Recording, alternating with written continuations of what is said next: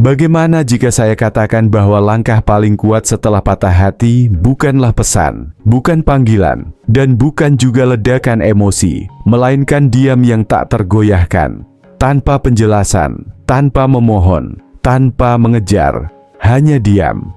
Dalam diam itulah, ia mulai merasakan beratnya kehilangan dirimu. Mari kita luruskan satu hal, ia pergi bukan karena kamu tak cukup baik. Ia pergi karena kamu terlalu mudah dijangkau, terlalu cepat bereaksi, terlalu terbaca. Dalam dunia ketertarikan, yang menang adalah misteri, yang menang adalah keteguhan, dan pria yang mampu mengendalikan emosinya, dialah yang menguasai ruang tanpa perlu bicara sepatah kata pun. Perempuan secara alami hidup dalam emosi. Ini bukan hinaan, tapi kenyataan. Mereka merasakan lebih dulu, menganalisis kemudian. Saat kamu bereaksi dengan emosi, kamu masuk ke dunianya. Kamu mulai bermain dalam aturannya. Dan di medan itu, dia yang pegang kendali. Tapi pria yang teguh, dia tak gentar, tak mengeluh, tak meratap. Ia mengamati, ia menyesuaikan diri. Ia mengasah dirinya dalam diam, hingga menjadi tak tersentuh. Cerita ini dimulai dari rasa sakit. Dari saat kamu menatap layar ponsel, bertanya-tanya kenapa dia berubah, kenapa dia menyerah, kenapa kamu tak cukup. Tapi rasa sakit bukan musuh. Rasa sakit adalah alarm, adalah tempat pembentukan, dan keteguhan adalah palu yang menempa luka menjadi kekuatan. Kamu tidak berteriak, tidak mengeluh, tidak membuat unggahan sindiran di media sosial berharap dia melihat. Kamu menghilang. Bukan dengan sikap kekanak-kanakan atau marah pasif, tapi dengan disiplin, dengan kedewasaan, dengan kekuatan yang tak bisa disangkal. Kamu pergi sepenuhnya, tanpa penyesalan, hingga kepergianmu berbicara lebih keras daripada semua kata yang bisa kamu ucapkan. Dan disitulah semuanya berubah. Bukan saat kamu mengejarnya, bukan saat kamu mencoba memperbaiki segalanya, tapi ketika kamu menghilang dan mulai membangun dirimu, saat kamu mengambil kembali kendali emosimu, saat kamu menjadi pria dengan tujuan yang jelas, saat itulah ia mulai memutar kembali segalanya. Setiap percakapan, setiap momen, setiap kali kamu menahan rasa sakit demi menjaga kedamaian. Itulah inti dari daya tarik dalam diam. Kamu tidak memikat dengan kata-kata. Kamu memikat dengan ketegasan, dengan disiplin, dengan arah hidup. Kamu menjadi badai yang telah berlalu, sementara dia masih berdiri di reruntuhan, mengira hujan akan kembali. Jadi, saya ulangi lagi. Bagaimana jika langkah terkuat adalah tidak melangkah sama sekali? Jika kamu lelah menjadi tempat pelampiasan emosi dan siap mengubah segalanya, tinggalkan komentar. Aku tak lagi tersedia. Sekarang, mari mulai. 1. Emosi adalah arena miliknya, bukan milikmu. Setiap perpisahan terasa seperti badai, membingungkan, kacau, tak terduga. Naluri pertamamu adalah ingin bicara, ingin berbuat sesuatu, ingin memperbaiki keadaan. Karena kamu berpikir, kalau saja kamu bisa menjelaskan dengan benar, kalau saja kamu bisa menunjukkan seberapa besar kamu peduli, mungkin dia akan berubah pikiran. Tapi inilah kenyataan pahitnya. Setiap reaksi emosional setelah dia pergi adalah bahan bakar. Bahan bakar bagi egonya, bahan bakar untuk keyakinannya bahwa dia tetap menguasai permainan. Reaksi emosionalmu adalah bahan bakar bagi kendalinya. Mungkin dia sendiri tidak sadar melakukannya, tapi percayalah, setiap kali kamu mengirimkan pesan panjang penuh perasaan, setiap kali kamu bertanya, kenapa, marah, atau memohon penutupan, kamu secara tidak sadar melangkah ke dalam wilayahnya. Dan wilayahnya adalah kekacauan emosi. Ia tumbuh di dalamnya. Ia paham caranya. Ia menguasainya. Kamu tidak. Keteguhan bukan berarti tak punya hati, tapi berarti menolak untuk diseret oleh badai emosi. Ini adalah seni menjaga akal tetap kokoh, meski hati sedang terbakar. Sebab saat ia meninggalkanmu, dia sudah mempersiapkan diri menghadapi tangismu, teriakanmu, keputusasaanmu. Dia pikir masih bisa menggenggam sebagian dirimu tanpa benar-benar bersamamu. Tapi saat kamu benar-benar berhenti merespons, saat kamu benar-benar diam dan tidak lagi bermain dalam pola yang sama, sesuatu yang aneh mulai terjadi. Dia merasakan perubahan. Tak ada lagi ledakan emosi, tak ada lagi drama naik turun, hanya keheningan, hanya ketenangan. Dan disitulah kekuatan sesungguhnya. Karena kini dia tak punya apapun untuk dihadapi, tak ada bahan untuk diolah, tak ada emosi yang bisa ia kendalikan. Tanpa bahan bakar darimu, kuasanya perlahan runtuh. Saat kamu mundur dengan tenang, dengan penuh disiplin, tanpa berusaha membuktikan apapun, keraguan mulai merayap di benaknya. Mengapa dia tidak berjuang? Mengapa dia tidak marah? Mengapa dia begitu tenang? Dan ketenangan itu bukan kelemahan, itu adalah bentuk penguasaan diri.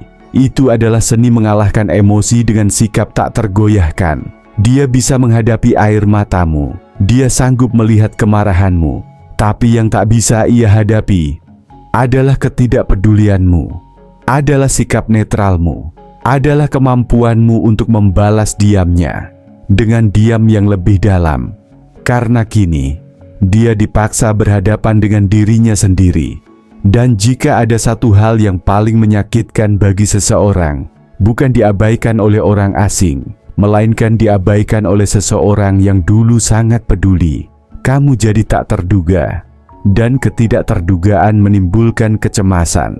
Kecemasan berubah jadi rasa penasaran, dan rasa penasaran perlahan menjelma jadi obsesi. Tapi hanya jika kamu menolak masuk kembali ke sirkus emosinya, kamu berhenti bermain.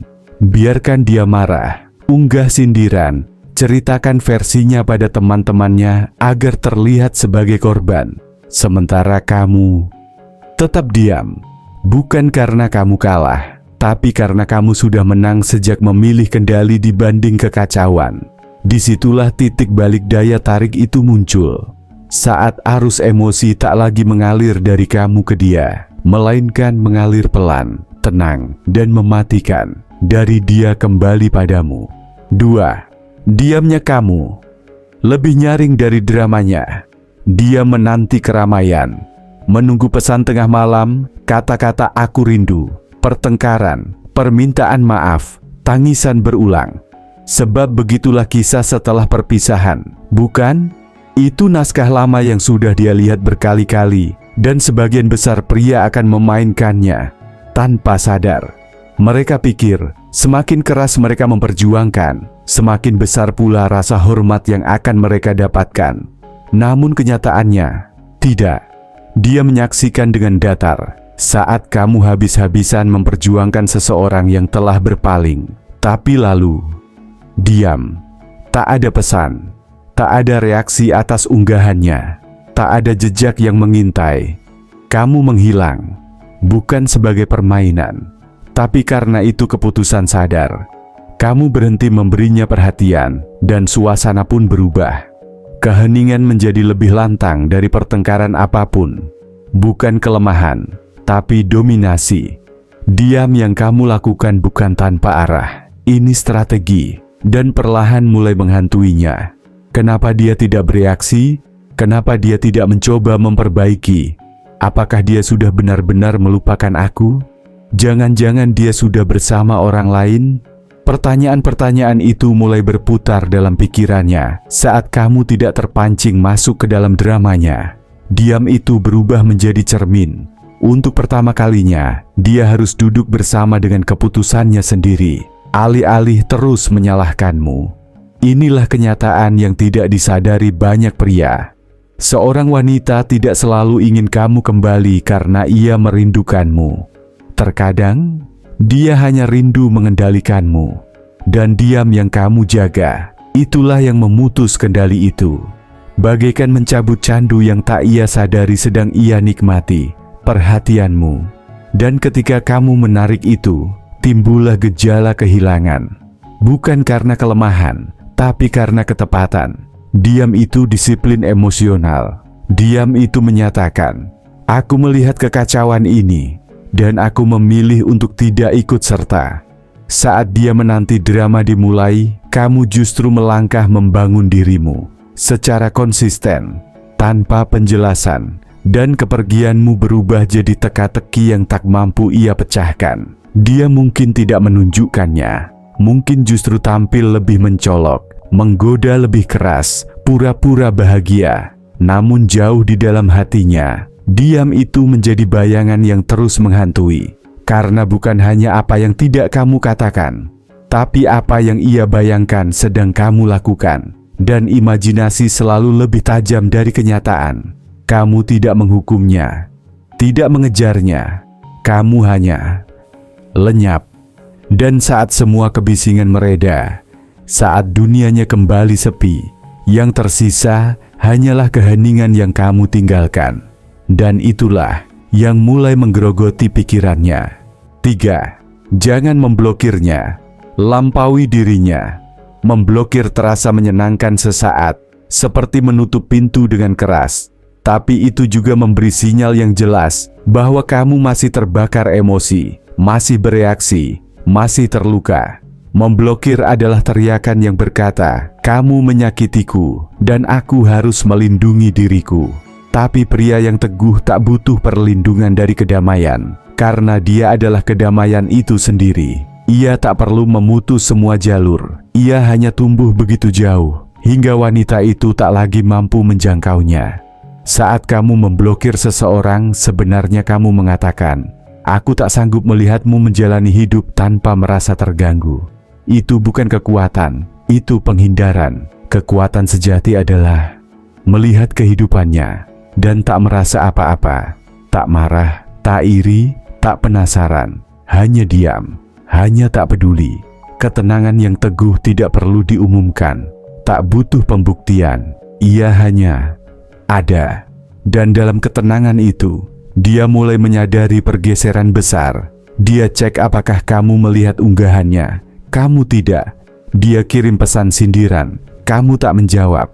Tapi ia masih bisa melihat kamu terus bergerak, terus naik. Dalam diam, kamu tidak memblokirnya. Kamu hanya tak lagi membutuhkan dirinya. Kamu tidak lagi bersembunyi darinya. Kamu sudah berada di atasnya. Kamu tak menghapus nomornya karena takut akan tergoda menghubungi. Kamu menyimpannya dan memilih untuk tidak berkata apa-apa. Itulah kekuatan sejati. Kemampuan untuk hidup berdampingan dengan hantu dari masa lalu tanpa gentar. Saat ia tiba-tiba muncul kembali, meninggalkannya bukan berarti kamu menjauh karena luka, tapi karena kamu tak lagi berakar pada rasa sakit. Kamu kini hidup dari tujuan. Kamu tidak memposting demi menarik perhatiannya. Kamu tidak berlatih lebih keras agar ia menyesal. Kamu melakukannya untuk dirimu sendiri. Dan pergeseran itu, itulah yang mengubah segalanya. Karena kini kamu tidak lagi berlari menjauh darinya. Kamu sedang berlari menuju dirimu yang sebenarnya. Memblokir adalah penutupan bagi yang lemah, tapi naik kelas adalah penutupan bagi yang teguh. Dan saat akhirnya dia kembali, dan percayalah, dia akan kembali. Yang dia temui bukan lagi pria yang dulu ia tinggalkan. Karena kamu telah tumbuh dan tak lagi muat di versi lamamu. Saat itulah ia sadar, ia bukan kehilanganmu karena kamu memblokirnya, tapi karena ia berhenti bergerak, sementara kamu terus berkembang. 4. Obsesi lahir dari kehampaan. Obsesi tidak tumbuh karena kehadiran. Obsesi tumbuh dari ketidakhadiran, dari kekosongan, dari diam, tempat di mana dulu ada suara. Dia tidak mulai merindukanmu saat kamu membalas pesan. Dia mulai merindukanmu saat kamu tidak. Saat dia membuka ponsel dan menemukan, tak ada balasan, tak ada tanda suka, tak ada sinyal bahwa kamu masih peduli. Hanya ruang. Dan di ruang itulah pikirannya mulai melawan dirinya sendiri. Dia mengintip halamanmu. Terlihat berbeda, lebih fokus, lebih terarah. Dia sadar kamu tak lagi berusaha membuktikan apapun. Dan sekarang ia bertanya-tanya, apakah kamu sungguh setenang itu? Rasa penasaran berubah menjadi ketertarikan. Kenapa? Karena pikiran manusia benci dengan pertanyaan tanpa jawaban. Ia butuh kepastian, butuh kendali. Dan ketika kamu tak memberi keduanya, kamu berubah menjadi pusaran pikiran yang tak bisa ia keluar darinya. Dulu, saat kamu terus hadir di kotak pesannya, ia tahu persis nilai dirinya di matamu. Semuanya jelas, terbuka, terprediksi, mudah dijangkau. Namun saat kamu menarik diri, dalam diam dan tujuan, kamu menciptakan kekosongan, dan alam benci kehampaan.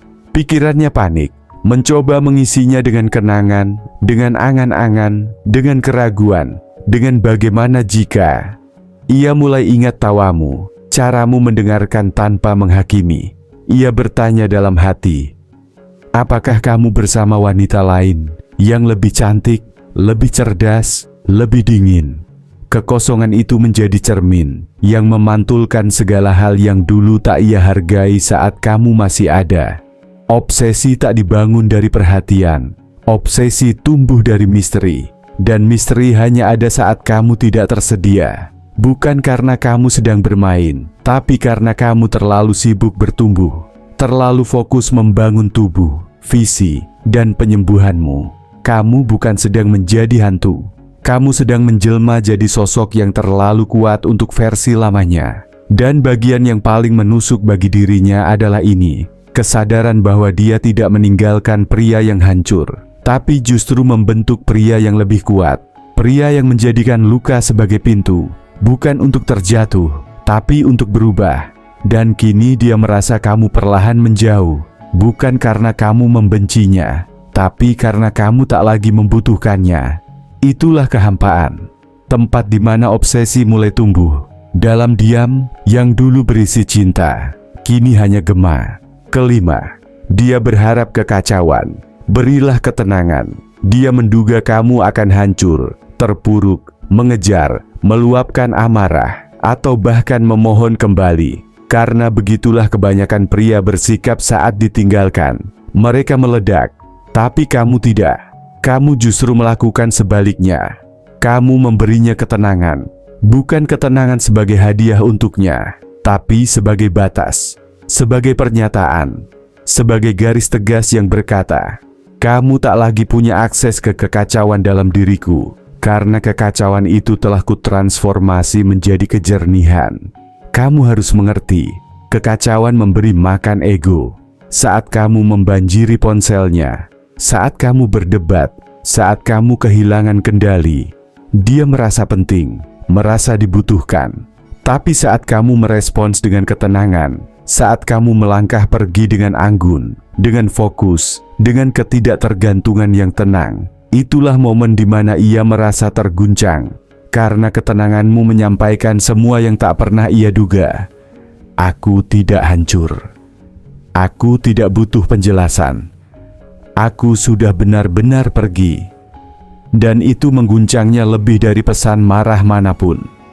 Dia tidak tahu bagaimana merespons ketenangan. Dia tak bisa memperdebatkannya, tak bisa mengendalikannya. Karena ketenangan bukan sesuatu yang bisa dia sentuh, tapi sesuatu yang harus ia rasakan dalam diam.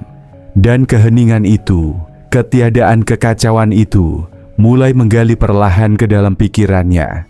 Ketenangan bukan sikap pasif, itu kekuatan. Bukan melepaskan dengan cara spiritual yang lembut, tapi melepaskan karena kamu punya tujuan, karena misimu lebih penting daripada lukamu.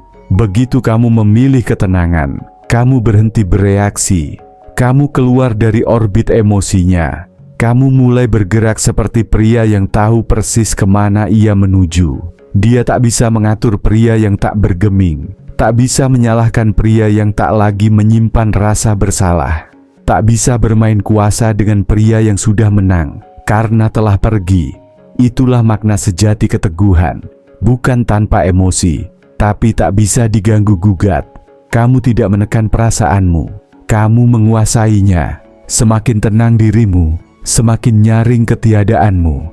Saat dia masih mencoba menciptakan drama, kamu sudah senyap, tak tersedia, terfokus.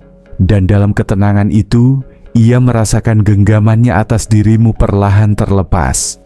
Bukan karena kamu mendorongnya pergi, tapi karena kamu tak lagi membutuhkannya. Dia mengira kamu akan berantakan, tapi kamu malah menjadi cermin.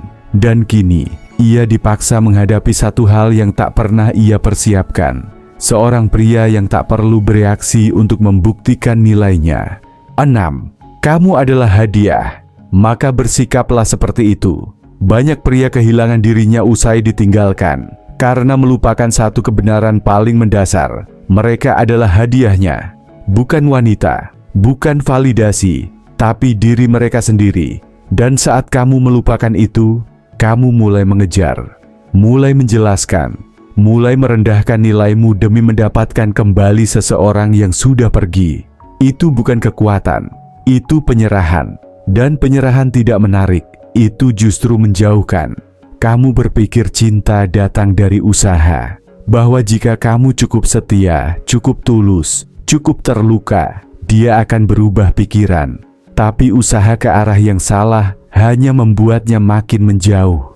Dia tak ingin melihat lukamu, dia ingin merasakan kekuatanmu.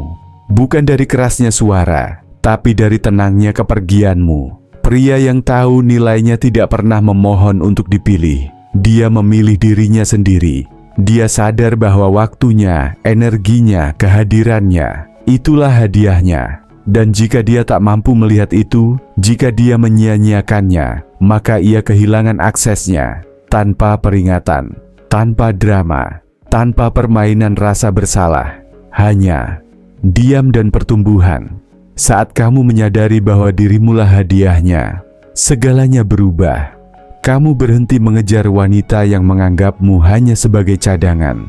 Kamu berhenti mentoleransi perlakuan tidak hormat demi mempertahankan seseorang. Kamu berhenti menuangkan energi kepada orang-orang yang tak pernah mengisi ulang batinmu. Dan yang paling penting, kamu berhenti tampil demi dicintai. Kamu membiarkan cinta datang kepada dirimu yang otentik.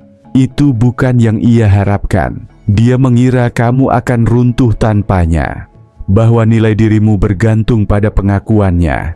Tapi kini ia melihat kamu bangkit, bukan demi balas dendam, tapi demi penebusan. Bukan untuk membuktikan dia salah, tapi untuk membuktikan bahwa dirimu benar. Dan disitulah rasa itu mulai muncul. Perih, kesadaran, dan tusukan penyesalan yang tak bisa disembunyikan. Karena kebenarannya, dia bukan kehilangan pria biasa, tapi kehilangan akses pada pria yang akhirnya menyadari siapa dirinya. Pria yang tak mengejar, pria yang menarik, pria yang begitu fokus pada visinya, hingga ketiadaan wanita itu tidak menjadi kekosongan, tapi justru menjadi kejelasan. Kamu bukan putus asa, kamu tegas, kamu bukan tersesat, kamu sedang terkunci pada arahmu. Dan ketika dia akhirnya menghubungimu kembali, dia tidak sedang mencari pria yang dulu ia tinggalkan. Dia sedang menggapai versi dirimu yang dulu ia kira takkan pernah muncul. 7. Jangan buktikan dia salah, buktikan dirimu benar.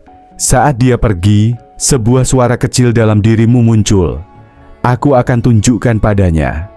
Aku akan buat dia menyesal. Dia akan berharap tidak pernah meninggalkanku.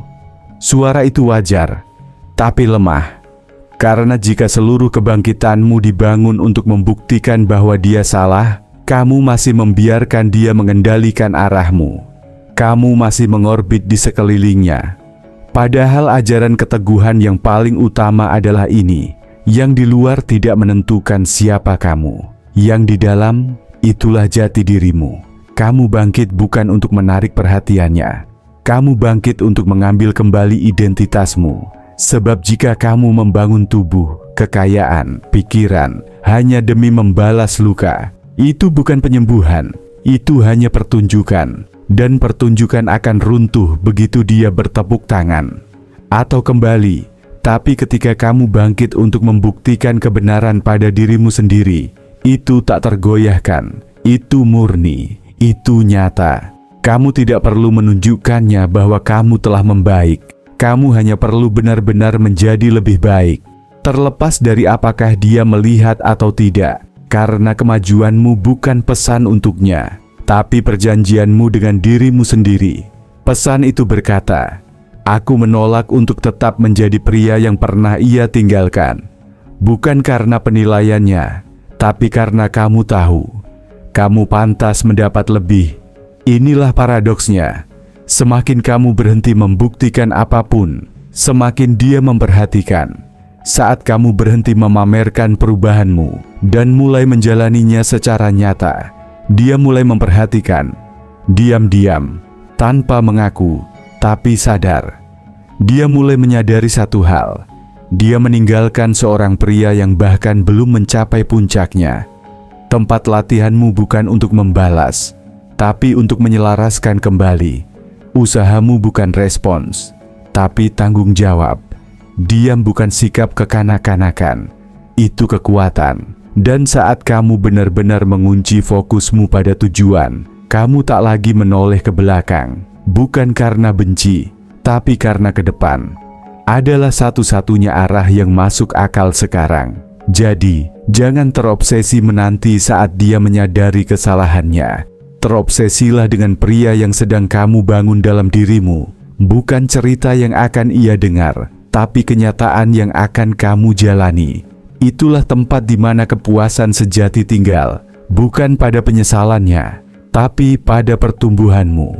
Jangan kejar bayangannya, kejarlah tujuan hidupmu. Dan saat kamu menatap cermin dan nyaris tak mengenali sosok yang menatap balik, dalam arti terbaik, itulah saat kamu sadar, kamu tidak membuktikan dia salah, kamu membuktikan bahwa dirimu benar. Kedelapan, pikiran lupa kata-kata, tapi tidak lupa energi. Dia mungkin tak akan mengingat semua ucapanmu, bukan curahan malam hari, bukan perdebatan, bahkan bukan permintaan maafmu. Tapi dia akan selalu mengingat bagaimana rasanya berada di dekatmu, kestabilanmu, kekokohanmu, kehadiranmu, caramu memberi ruang saat dia bahkan tak tahu cara menopang dirinya sendiri. Energi itu meninggalkan jejak, dan saat kamu benar-benar pergi, yang tertinggal adalah gema. Kata-kata mudah dilupakan, mudah pudar, tapi energi melekat.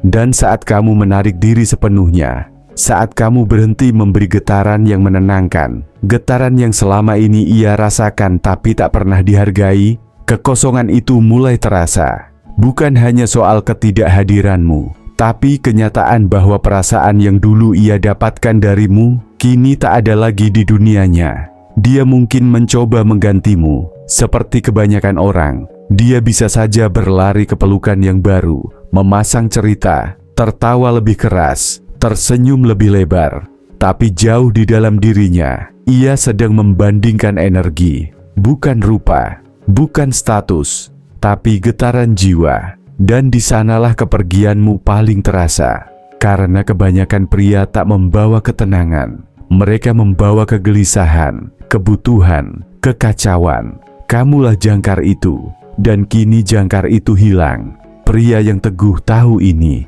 Ia tak perlu dikejar agar dimengerti. Ia tak tergesa menjelaskan apa yang hilang. Ia tahu, energi berbicara lebih keras daripada kata-kata. Dan ketika energi itu dicabut, keheningan jadi teriakan. Bukan karena ia ingin dia tersiksa, tapi karena ia sudah selesai memberi ketenangan kepada seseorang yang hidup dari kekacauan emosi. Energimu adalah kekuatanmu. Cara kamu tetap tenang. Cara kamu mendengar tanpa menghakimi. Cara kamu tak pernah memohon perhatian. Kamu hanya hadir dengan utuh. Dan energi semacam itu tak bisa digantikan, tak bisa dipalsukan, tak bisa direka ulang lewat pelarian sesaat. Itu menetap, itu menghantui. Dia mungkin lupa malam-malam kalian berbincang panjang. Dia mungkin tak ingat betapa kamu membuka hatimu perlahan. Tapi dia tak akan pernah lupa bagaimana rasanya dikelilingi oleh kehadiranmu saat seluruh hidupnya terasa ambruk. Dan saat ia merasakan kehampaan itu, saat tak ada satupun yang bisa menyamai frekuensi itu. Di sanalah obsesi dalam diam dimulai. Bukan karena kamu berkata hal yang tepat, tapi karena energimu telah menyampaikan segalanya. Dan kini, yang ia dengar hanya sunyi. 9. Masa lalu adalah pelajaran, bukan tempat untuk tinggal, Terjebak di masa lalu adalah perangkap. Kamu mengulang tiap percakapan, tiap senyuman, tiap tanda peringatan yang dulu kamu abaikan. Kamu membedah pesan-pesannya seolah itu wahyu, mencoba mencari tahu apa yang salah. Tapi sebanyak apapun kamu memutar ulang, hasilnya tak berubah. Hubungan itu telah berakhir, dan semakin lama kamu membiarkan pikiranmu terpaku di momen itu, semakin lama pula kamu menunda pertumbuhanmu. Keteguhan mengajarkan kita satu hal penting: terimalah kenyataan apa adanya, bukan seperti yang kita harapkan. Rasa sakit itu nyata, tapi penderitaan datang dari keterikatan, dari enggannya kita melepaskan sesuatu yang sesungguhnya sudah mati. Dan sampai kamu berhenti memuja versi dirinya yang dulu, kamu akan terjebak dalam pusaran yang terus menguras jiwamu. Dia tidak memikirkan masa lalu seperti caramu memikirkannya. Versi dirimu yang dulu, yang selalu ada, selalu memaafkan, selalu lembut, itulah sosok yang tidak dia perjuangkan. Lalu mengapa kamu masih berjuang mempertahankan bayangan seseorang yang telah memilih pergi? Itu bukan kesetiaan, itu pengkhianatan terhadap dirimu sendiri. Masa lalu ada untuk dipelajari, bukan untuk dihuni. Saat kamu mengalihkan pikiran dari apa yang terjadi menjadi apa yang aku pelajari, disitulah kekuatan berbalik. Kamu mulai menggunakan luka sebagai informasi. Pengkhianatan, pelajaran tentang batasan. Keheningan, pelajaran tentang penghargaan diri. Patah hati, petunjuk arah baru. Kamu tidak ditakdirkan untuk tetap menjadi pria yang sama seperti saat dia meninggalkanmu. Kamu ditakdirkan untuk tumbuh melampaui dia, melampaui versi lamamu, menyempurnakan diri. Dan kamu tak bisa melakukannya sambil terus menyembah masa lalu seperti kuil suci. Biarkan semuanya hangus, bukan karena itu tak penting, tapi karena kamu bukan lagi orang yang sama. Pria yang teguh tidak melarikan diri ke masa lalu. Ia menggali hikmah dari sana, lalu melangkah maju, diam, tenang, tak tergoyahkan. Kamu tidak mengejar penutupan, kamu menjadi penutup itu sendiri. Bukan dengan memperbaiki cerita lama, tapi dengan menulis kisah baru. Ketika dia menoleh ke belakang nanti, yang akan dia lihat bukan pria yang terjebak dalam kenangan, tapi pria yang berubah menjadi teka-teki yang tak bisa lagi disentuh. Itulah perbedaannya. Itulah kekuatannya. 10. Jadilah pria yang tak lagi bisa dia jangkau. Dia selalu mengira kamu akan tetap di sana, selalu menunggu, selalu menjawab. Meski dia pergi, meski dia melukaimu, dia yakin saat ia kembali, pintu itu akan sedikit terbuka. Itulah jaring pengamannya. Rencana cadangan yang membuatnya tenang. Tapi kini, pintu itu tertutup, bukan karena kemarahan, melainkan karena perkembangan. Diam-diam, tapi permanen. Karena kamu tak sekadar melangkah pergi, kamu naik tingkat. Kamu tak hanya sembuh, kamu bangkit kembali. Pria yang dulu ia tinggalkan, sudah tiada. Kebiasaannya lenyap, kelemahannya telah ditempa. Energinya kini lebih tajam, lebih bersih, tak tersentuh. Dia bisa saja menghubungimu, mengirim pesan, bahkan muncul di depan pintu. Tapi yang akan dia temui bukan lagi pria yang sama. Dia berbicara kepada seseorang yang sudah tak lagi tersedia secara emosional bagi mereka yang pernah menyia-nyiakannya. Kamu bukan menjadi dingin, kamu menjadi jernih. Jernih tentang batasmu, jernih tentang standar hidupmu, jernih tentang waktu dan harga dirimu. Kamu tak lagi sibuk membuktikan nilaimu. Kamu mulai menjalankannya, diam-diam, tanpa suara. Dan versi dirimu yang ini, itulah yang dulu tak pernah ia sangka akan muncul.